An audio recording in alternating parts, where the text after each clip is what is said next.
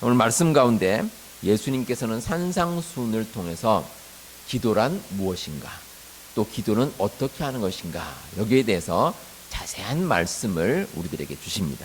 한번 함께 묵상해 보도록 하겠습니다. 지난주일 설교 시간에 그 올바른 구제에 대한 예수님의 말씀을 저희가 함께 묵상했습니다. 그런데 예수님께서 구제를 설명하시면서 이렇게 하면 안 된다라고 하신 거 여러분 혹시 기억나십니까? 지난주일에. 그러니까 유대인들이 구제를 하는데 어떻게 했습니까? 큰 거리나 이런 곳에 나와서 사람들이 다 들으라는 식으로 큰 소리로 얘기하고 누군가를 구제를 합니다. 예수님께서는 그렇게 하지 말라 이렇게 말씀하셨습니다. 근데 오늘 말씀에 나오는 기도도 아주 비슷합니다. 예수님께서 5절에 또 너희는 기도할 때에 외식하는 자와 같이 하지 말라. 그들은 사람에게 보이려고 회당과 큰 거리 어귀에 서서 기도하기를 좋아하느니라. 이렇게 말씀하십니다. 구제할 때하고 똑같습니다. 기도할 때도 큰 거리에 서서 사람들이 다 보란 듯이 그것도 서서 큰 소리로 기도합니다. 그러니까 예수님께서는 그렇게 하지 말라는 겁니다. 예수님의 이 말씀 가운데 올바른 기도의 첫 번째 조건이 나옵니다. 기도는 하나님께 드리라라는 것입니다. 기도는 하나님께 드리라. 자, 제가 이 말씀을 드리면 아마 좀 희한하게 생각하실 분도 있을 겁니다. 왜냐하면 기도는 당연히 하나님께 드리지. 기도를 왜 하나님께 드리라고 굳이 말씀하시나 이렇게 생각하실 분도 계실 텐데, 근데 당시 유대인들의 기도는 엄밀하게 말하면 하나님께 드리는 기도가 아니었습니다. 사람들 보라고, 여러 사람들이 함께 있는 자리에서 사람들이 나를 쳐다보라고 사람들 의식하고 하는 기도였습니다. 그러니까 그 목적이 하나님이 아니라 사람들에게 보이기 위한 것이 목적이었다는 겁니다. 일반적으로 유대인들은 하루에 3번씩 이제 회당에 나가서 기도를 한다고 합니다. 물론 시대에 따라 좀 다르지만 보통은 오전 9시, 정오, 오후 3시 이렇게 이제 보통 3번 기도를 합니다. 제가 한국에서 중학교를 다닐 때 제가 다니던 교회 중등부에서 했던 프로그램이 있습니다. 그러니까 프로그램이라기보다도 그 학생들의 이제 권장사항이었습니다. 뭐냐면 아침에 학교에 등교할 때 조금 일찍 나와서 잠시 교회에 들러서 기도하고 학교로 가는 겁니다. 그런 프로그램이 있었습니다. 그래서 저도 그때 이제 활동 동참을 했습니다. 그래서 아침에 조금 일찍 나왔죠. 집에서 일찍 나와서 이제 교회 들러서 교회에서 기도하고 아침에 학교를 갔던 그런 기억이 있습니다. 어린 시절이었지만 일정 시간 그렇게 기도한다는 것이 참 좋았던 그런 기억이 납니다. 우리 교우들 가운데도 이제 교회에 오셔서 이제 조용히 기도하시는 분 계십니다. 아주 좋은 일입니다. 하나님께서 내 집은 만민이 기도하는 집이다 이렇게 말씀하셨는데 일정 시간에 예배당에 나와서 이렇게 기도하시는 거 참 좋습니다. 유대인들도 마찬가지입니다. 유대인들도 일정한 시간에 회당에 모입니다. 그래서 기도하는 것, 이건 나쁘지 않습니다. 아주 좋은 일입니다. 그런데 문제는 그걸 악용하는 겁니다. 어떤 식으로 악용을 하냐면 사실 이제 회당에 정해진 시간이 있습니다. 예를 들어서 오전 9시다. 그러면 그때 나가야 되는데 시간이 맞지 않을 때가 있습니다. 그러면은 회당까지 가지 못하고 그냥 그 시간에 길에 서서 기도를 합니다. 그것도 나쁘지 않습니다. 그렇게 할 수도 있습니다. 그런데 일부러 그렇게 합니다. 일부러. 사람들이 다 보라고 시간이 남아 있음에도 불구하고 일부러 회당까지 가지 않고 그냥 길에 조금 가는 척 하다가 거기 서서 그냥 사람들 많이 있는 곳에서 기도를 한다는 겁니다. 그러니까 예수님께서는 그 점을 지적하셨습니다. 그렇게 하지 말라라는 뜻입니다. 우리가 드리는 기도에는 여러 가지 방법이 있습니다. 침묵으로 기도하기도 하고 조용히 목소리 내서 기도하기도 하고 또 통성으로 기도할 때도 있고 방언으로 기도할 때도 있습니다. 우리가 기도하는 방법이나 장소나 모습 등은 아무런 문제가 없습니다. 중요한 것은 기도의 동기와 목적입니다. 가장 중요한 기도의 조건은 하나님께 드리는 겁니다. 하나님과 나와의 대화입니다. 다른 것이 끼어들 것이 없습니다. 그래서 예수님께서는 오늘 말씀 6절에서 너는 기도할 때에 내 골방에 들어가 문을 닫고 은밀한 중에 계신 내 아버지께 기도하라 이렇게 말씀하십니다. 이 골방이라는 장소는 세상과 단절된 곳을 말합니다. 나와 하나님과만 만날 수 있는 곳, 이곳이 골방입니다. 심지어 예수님께서는 골방에 들어가서 문을 닫으라라고 말씀하십니다. 그러니까 완전히 단절하고 하나님과만 대화하라는 것입니다. 여러분들께는 이런 골방이 있으십니까? 뭐 골방이라고 해서 꼭 어떤 방을 마련하라는 뜻은 아닙니다. 뭐 어디든지 상관없습니다. 이 세상에 어디든지 나와 하나님과만 만날 수 있는 곳, 그런 곳이 있으면 됩니다. 뭐 어떤 작은 방도 좋고 또 차 안도 좋습니다. 어디든지 나와 하나님과만 만날 수 있는 곳을 마련하고 그리고 기도할 때 그 기도 가운데 살아계신 하나님을 우리가 만날 수 있습니다. 우리 여러분, 기도는 사람에게 보여주기 위함이 아닙니다. 기도는 오직 하나님과의 만남입니다. 우리 여러분, 그 만남을 꼭 가지시는 우리 성도님들 되시기를 바랍니다. 또 하나 기도의 올바른 조건이 있습니다. 하나님은 다 아신다는 것을 믿고 기도하는 것입니다. 7절에 보시면 기도할 때에 이방인과 같이 중언부언하지 말라 이렇게 예수님께서 말씀하십니다. 이 중언부언이라는 것은 의미 없는 말을 길게 반복하는 것, 이게 이제 중언부언입니다. 근데 여러분, 왜 기도하면서 중언부언 길게 기도를 하겠습니까? 자, 왜 그렇게 할까요? 아마 뭐 다른 사람이 보는 경우에 누군가 이제 안목이 이목이 있으면 그러면은 뭐 그 다른 사람 의식해서 이제 길게 기도할 수도 있습니다. 그런데 혼자 기도할 때도 길게 기도한다. 아마 그런 기도 가운데는 이런 의미가 있을 겁니다. 내가 정성을 다하겠노라. 내가 한번 정성을 다해보겠노라 하고 이제 길게 기도할 수도 있습니다.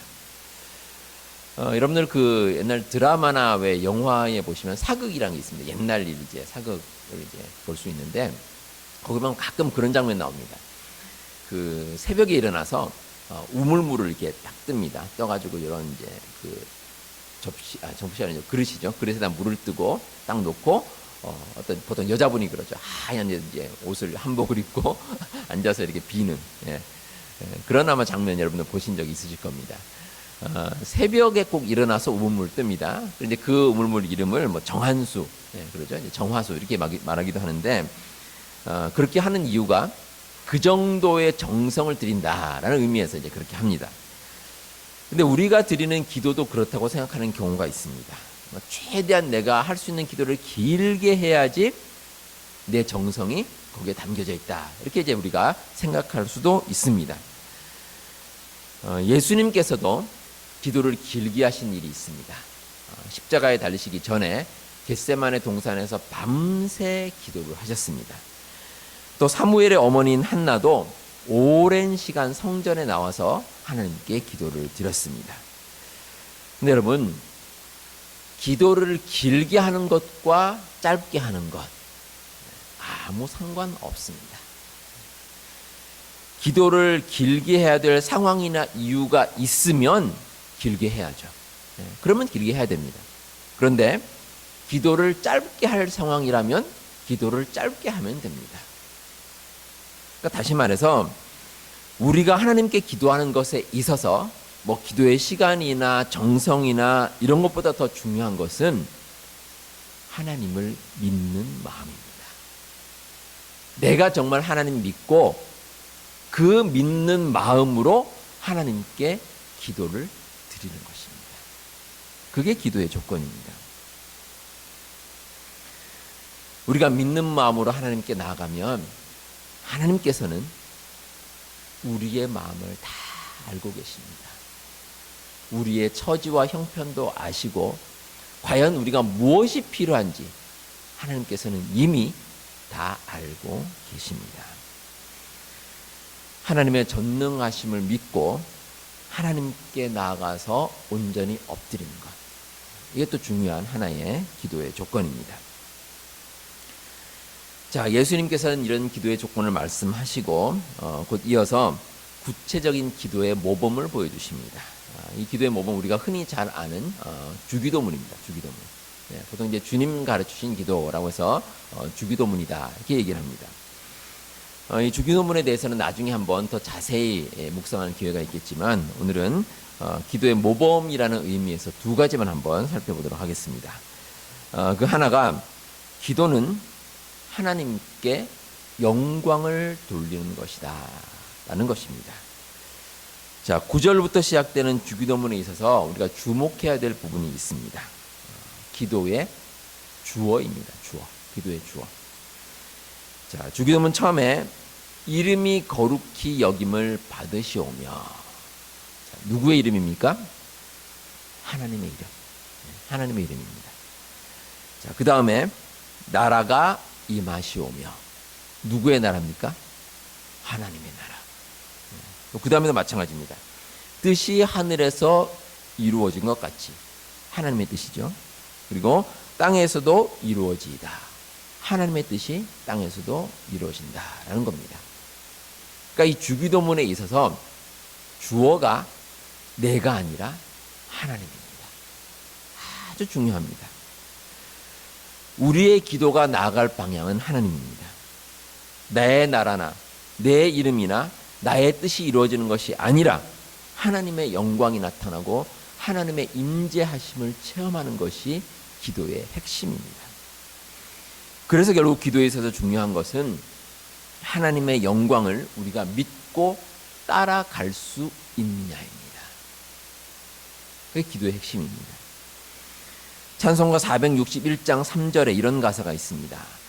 걱정 근심 어두운 그늘 너를 둘러덮을 때 주께 내 영 맡기겠나 최후 승리 믿으며 우리의 심령 주의 것이니 주님의 형상 만드소서. 주 인도 따라 살아갈 동안 사랑과 충성 늘 바치오리다.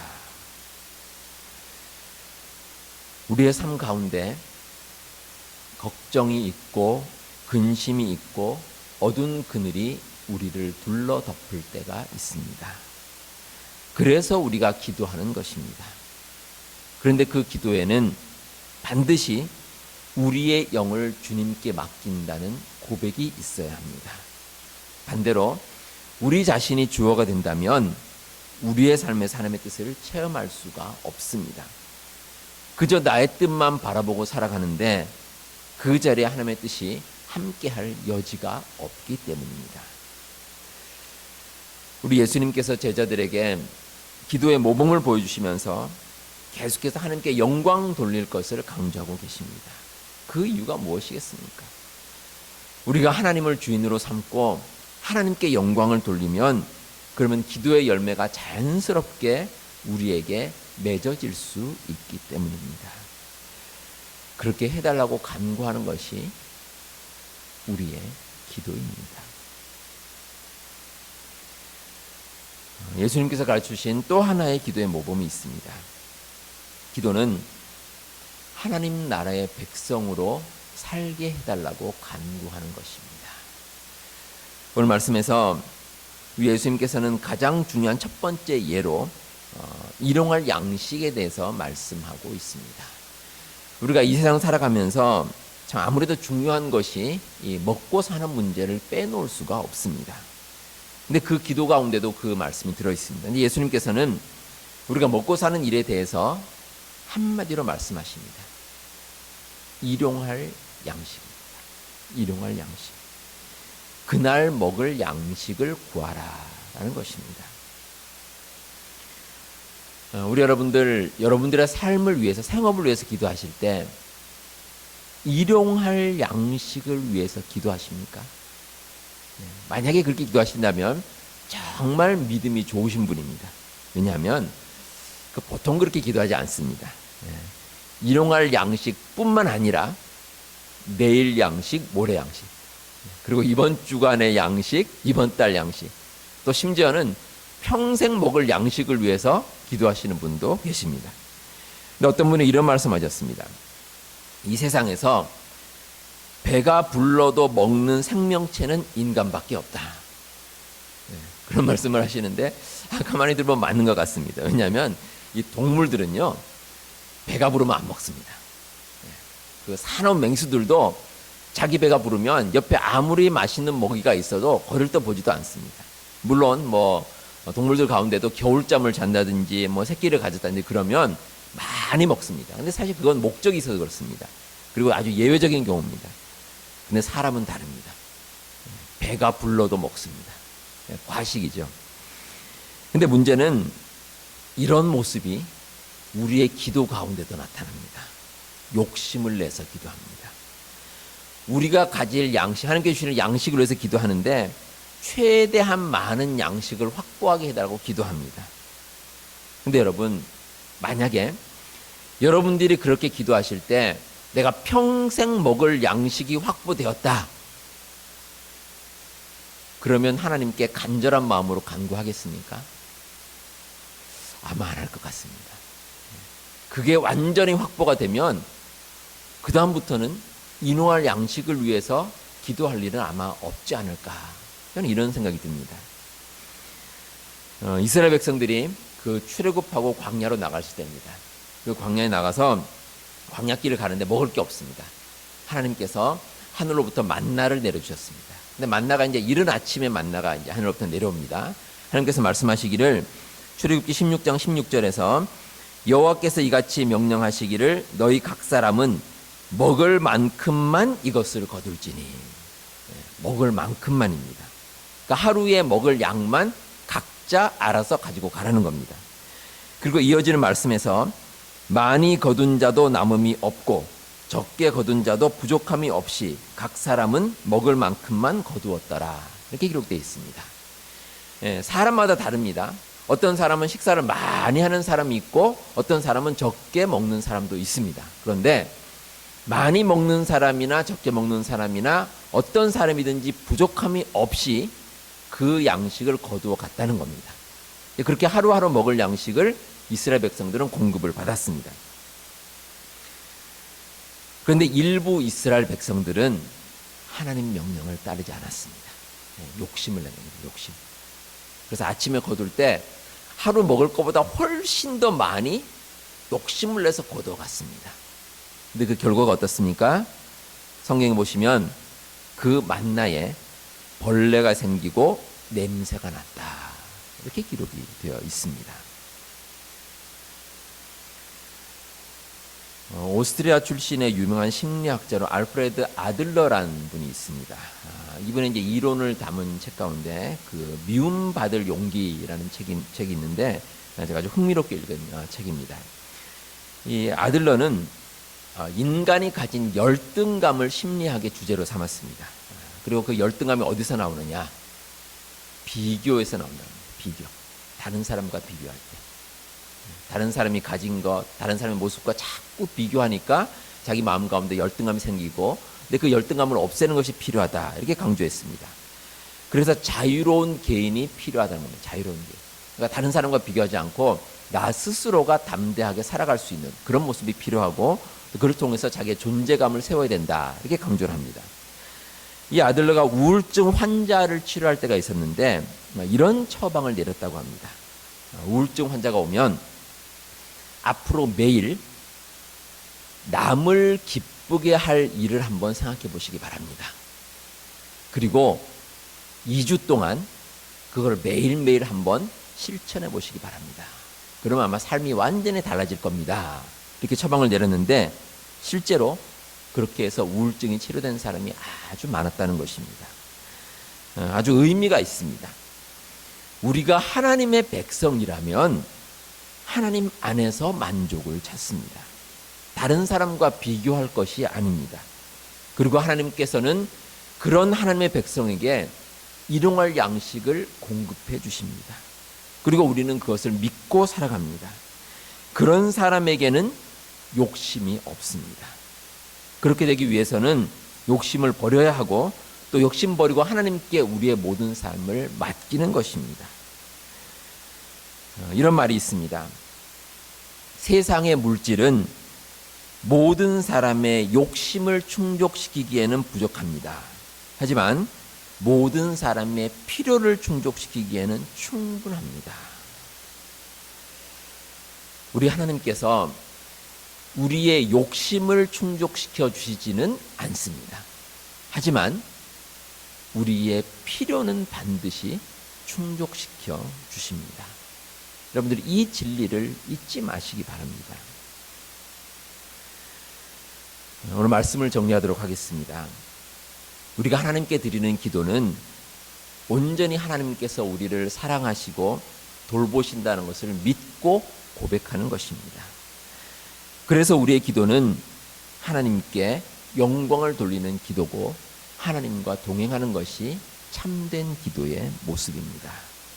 우리 모든 성도님들의 기도 가운데 하나님의 놀라운 뜻이 온전히 이루어지시기를 주님의 이름으로 축복합니다. 기도하겠습니다.